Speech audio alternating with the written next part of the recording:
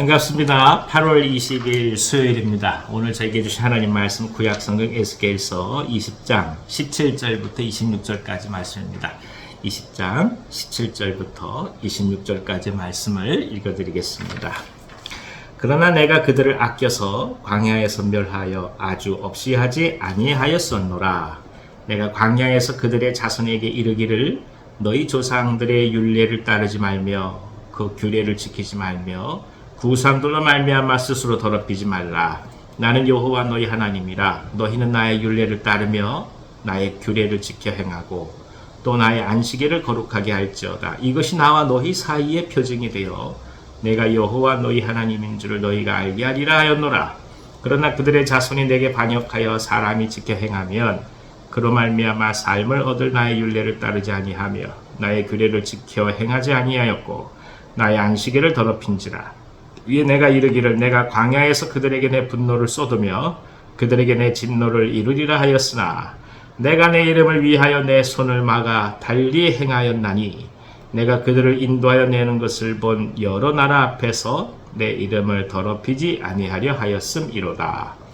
또 내가 내 손을 들어 광야에서 그들에게 맹세하기를 내가 그들을 이방인 중에 흩으며 여러 민족 가운데 해치리라 하였나니 이는 그들이 나의 규례를 행하지 아니하며 나의 율례를 멸시하며 내 안식일을 더럽히고 눈으로 그들의 조상들의 우상들을 사모하며 또 내가 그들에게 선하지 못한 율례와 능히 지키지 못할 규례를 주었고 그들이 장자를 다 화제로 드리는 그 예물로 내가 그들을 더럽혔음은 그들을 멸망하게 하여 나를 여호와인 줄 알게 하였습니다.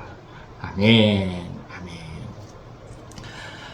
아멘. 이스라엘이 애굽에서 자유를 얻어서 홍해를 건너고 하나님의 백성이 된 그 1세대에 있어서는 이 구원이라는 것이 눈에 보여줬던 현실적인 사건이었습니다.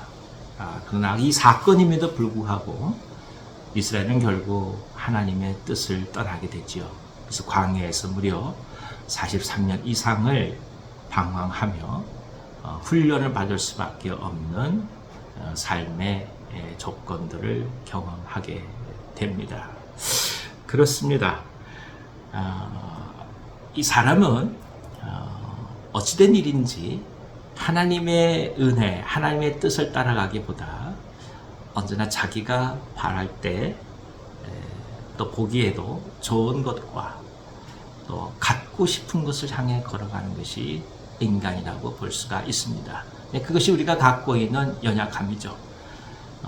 한순간에 결국은 세상을 떠날 수밖에 없는 유한한 존재라는 것이 너무나 깊이 우리 가운데 박혀 있어서 사라지는 것, 죽는 것에 대한 두려움 때문에 뭔가 자꾸만 손에 잡는 것을 통해서 현실에 사라질 삶을 영혼으로 이끌고 싶어하는 잠재적인 본성이 숨어 있는 것이죠. 이것이 결국은 이제 타락을 향해 갈 수밖에 없는 것입니다. 자유를 얻었음에도 불구하고 결국 우상을 향해 갈 수밖에 없었던 이스라엘은 1세대가 이미 하나님 앞에 온전지 못하게 되어서 광야에서 세상을 다 떠날 수밖에 없는 징벌 아닌 징벌을 받게 되지요.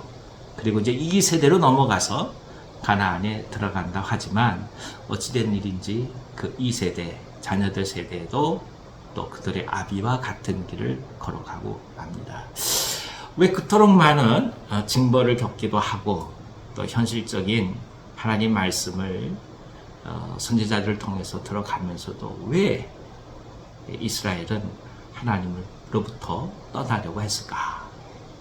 왜 인간은 하나님의 뜻을 향해 가기보다도 자신의 욕망을 향해 갈까? 이것이 이제 사실은 궁금할 수밖에 없고 또 인간이 갖고 있는 연약함을 얘기하는 것이라 할 수 있습니다. 왜 그렇겠습니까? 결국 사단은 죄를 향해 가고자 하는 우리들의 열망 속에 오히려 더더욱 열정을 심어놓기 때문에 그렇습니다. 그렇습니다. 사람은 죄가 더 매력적으로 보이는 거예요.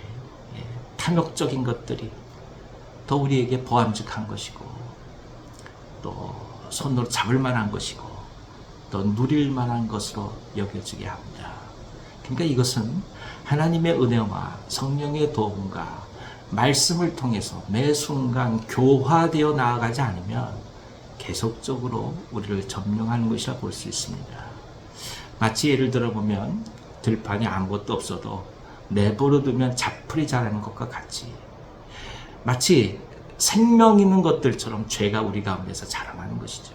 어찌할 수 없는 인간이 갖고 있는 실존적 고뇌가 이제 여기에 있는 것입니다. 그래서 우리는 더더욱 하나님을 향해 나아갈 수밖에 없습니다.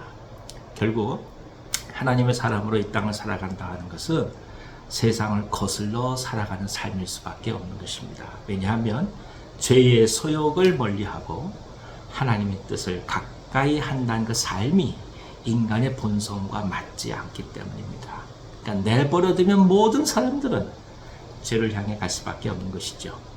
그러니까 결국 죄를 향해 달려갈 수밖에 없는 인간의 본성을 계속해서 말씀으로 쳐서 꺾어서 복종시켜서 하나님의 뜻으로 이끌어가는 것, 그것이 우리의 신앙생활인 것입니다. 힘들고 공부하고 어렵다고 볼 수 있겠죠. 그러나 이 과정이 비록 우리의 육체가 꺾어지는 아픔이 있다 할지라도 그 속에서는 세상이 비교할 수 없는, 말할 수 없는 평강과 기쁨과 감사가 넘치게 되는 것입니다. 이 영적 기쁨을 체험한 분들만이 그 소중함을 알기에 계속적으로 자기를 쳐서 복종시키는 삶의 훈련 속에 나아가게 되는 것이죠. 그렇습니다. 이스라엘은 결국 자녀의 세대에 있어서도 불구하고 죄의 본성들을 버리지 못했습니다. 그래서 결국 이방인들 가운데 흩어질 수밖에 없는 징벌을 받게 된 것이죠. 이것은 결국 인간이 갖고 있는 모든 삶에 있어서 무엇을 향해 가야 되느냐, 이 중요한 방향성을 제시한다고 볼 수 있습니다.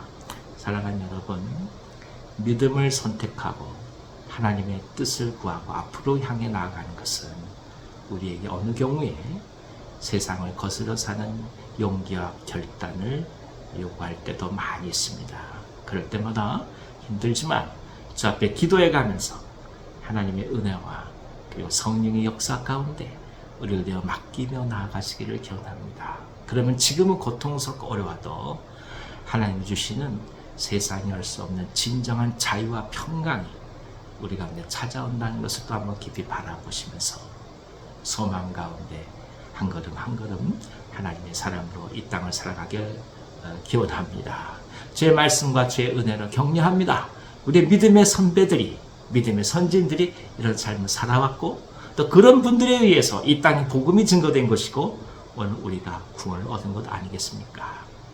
우리가 힘들고 어렵다 할지라도 우리가 내린 결단과 선택이 누군가를 살린다는 것을 기억하면서 오늘 담대히 믿음으로 나아가신 은총이 우리 모두 가운데 가득하기를 기원합니다. 기도하겠습니다. 하나님 아버지, 이스라엘의 타락과 또 이스라엘의 연약함을 바라보면서 우리가 살아가는 삶의 방향이 무엇이어야 되는지를 또 한번 알게 하셔서 감사합니다.